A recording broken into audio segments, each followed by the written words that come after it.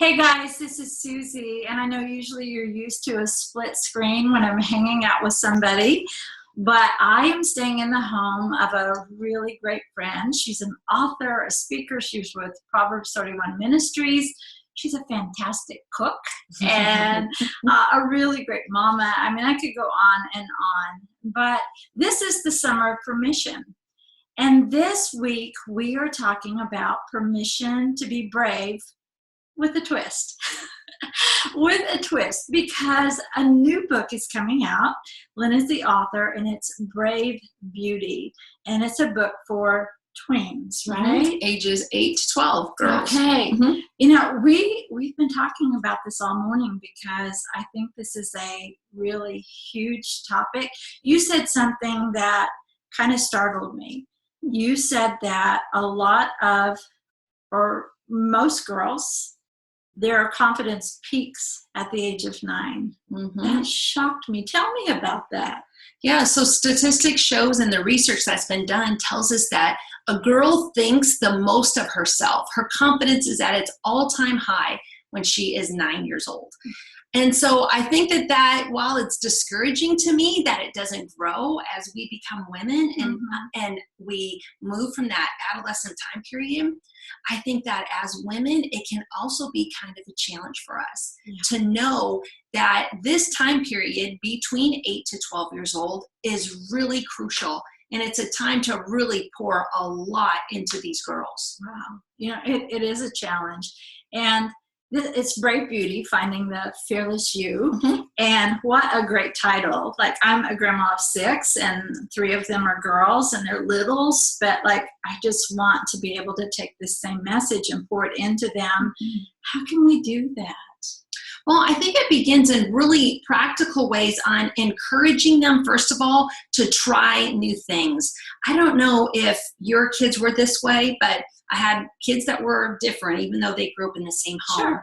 And while one of them had all kinds of talents, there was that struggle to try new things because I might fail. Okay. Whereas another one was like, what have I got to lose? And I think that if we can encourage that season of time of trying anything, and whether it's successful in your eyes or it's not, you're not losing because you're learning who you are. Okay, I gotta just stop. You're not losing because you're learning who you are. I just like want to rest there for a minute, because that's a message for our girls. That's also a message for us. Mm-hmm. And we're the ones they're looking at in this. You know what? This is a total sidebar, but I love you know sidebars. Our mutual friend Glennis. I do. A few years ago, I did something that I felt was a complete flop, and it had to do with the work that we're in, and I was really discouraged. And Glennis and I were at a conference, and I was telling her and just lamenting over these huge mistakes I made and how much money I had wasted. And she said, Lynn, if that's all you spent to learn something, it was well worth it. Because any time we learn something, it's going to cost us something.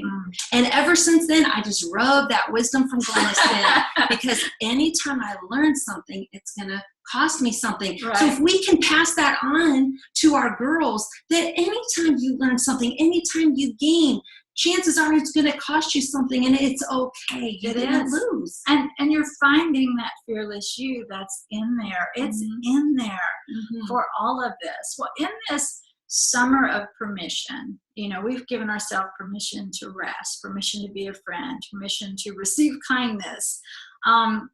How can we give ourselves permission to be brave? I mean, like, if I want to model that to the next generation down, and now for me, the next generation after that, is it too late for me to model that? Oh, absolutely not. I think that I love how you said that, the permission to be brave, because the permission to be brave first would begin with the permission to fail. And if you go into something, again, saying, whether this turns out exactly the way I think it's going to, or whether it doesn't, I'm going to come out a better me in the end. So whether that daughter of yours is trying out for something at the theater, or whether that grandchild is trying art for the very first time, none of it is a failure because it's an exploration of finding who did God make me to be, what's unique about me, and I'm going to be fearless in pursuing finding out who I am.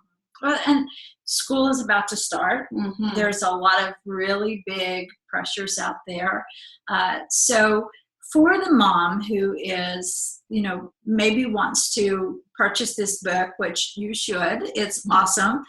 What would you say to her? Can she go through the book with her daughter? Is it better to just like secretly hide it like on her nightstand? Or how can we present this as moms to our daughters? I think you could do both.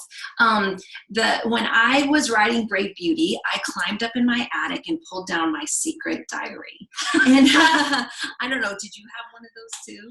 I still have one. Me too. I do. Oh, now you're writing one. No, I still have mine from way back when. Yes, that's what mine was. Yes, I started the secret diary in 3rd grade. And so I went back to remember who I was at those ages. So within Brave Beauty, I've created places for them to act like this is their secret diary, where they can write down the things inside of their heart that maybe they don't want mom or a small group leader to see. But I've also created a study guide that should you want to do it in a small group or a Sunday school, you can go through discussion questions, but that doesn't necessarily mean they have to show you their secrets in their book. No. And that's a really important key. Well, this is so short every week, but when I heard about this book, I just thought, number one, you could just kind of flip this title on me. It's not even just permission to be brave. It's permission to fail. It's permission to explore. It's permission to try those new things and discover that fearless spirit that is within you. And I love that. But how can they find out more, number one, about you? And she's awesome.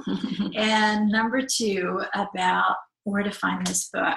Okay. Well, if you go to LynnCowell.com, my last name is COWELL.com, you'll see a tab there called Books that will describe Brave Beauty and places that you can order it. And if you order before it's released on August 29th, there's some really cool freebies that are both resources for you to study and get to know your girl, and resources for your girl to ground herself before she heads back to school.